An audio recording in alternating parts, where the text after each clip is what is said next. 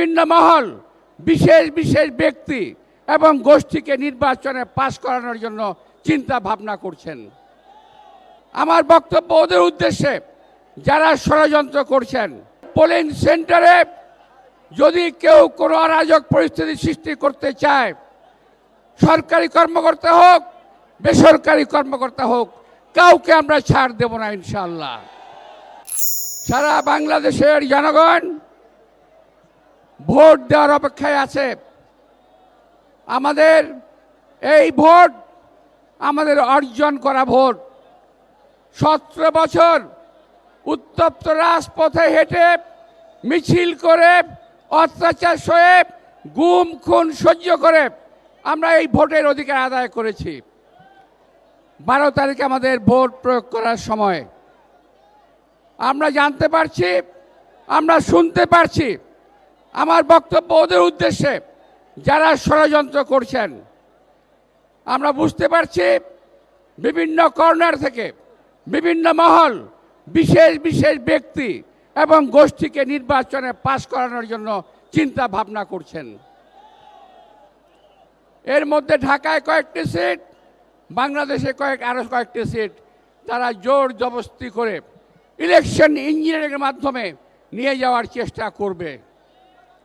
প্রিয় ভাইরা, আমরা রাজপথে বহু বছর সংগ্রাম করেছি, বহু রক্ত ঝরিয়েছি, আর একটা দিন কষ্ট করে আমরা ভোট দেব এবং পোলিং সেন্টার পাহারা দেব।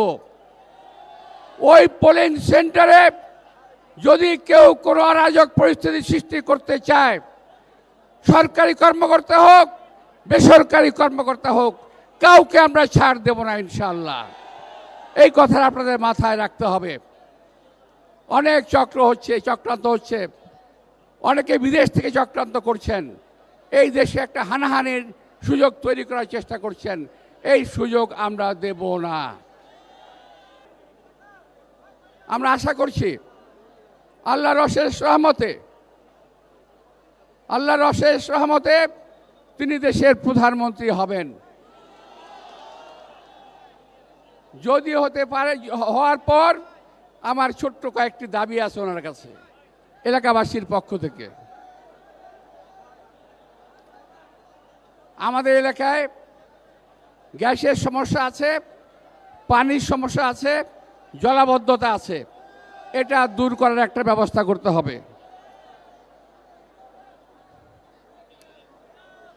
এলাকায় চেয়ারম্যান সাহেব এসে আমাকে বললেন, আপনার এখানে কোনো মাঠ নাই। সম্মানিত চেয়ারম্যান, আপনার কথা দুঃখের একটি কথা বলতে চাই।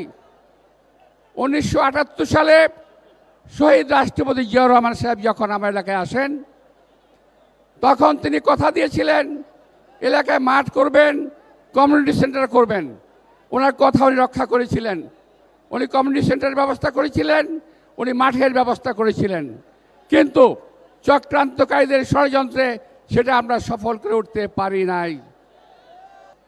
বাচ্চাদের খেলার মাঠ করেছিলাম, শিশু পার্ক করেছিলাম শহীদ রাষ্ট্রপতি জিয়াউর রহমানের সাহায্যে। সেখানে আজকে পুলিশের ক্যাম্প হয়েছে। আমি বেশি কিছু না, বেশি দাবি নাই, শুধু কবরস্থানের জায়গাটা ফেরত চাই, আমার মাঠের জায়গাটা আমি ফেরত চাই। আমাদের এলাকায় মানুষের খেলার জায়গা নাই। এই এলাকার, আপনি হয়তো জানেন কি না জানি না, আমার এলাকাটা স্কুলিং এরিয়া। সমস্ত ভালো ভালো স্কুল এবং কলেজ আমার এই এলাকার মধ্যে। রমনা, মতিঝিল, পল্টন, শাহবাগ সহ একটা স্কুলিং এরিয়া।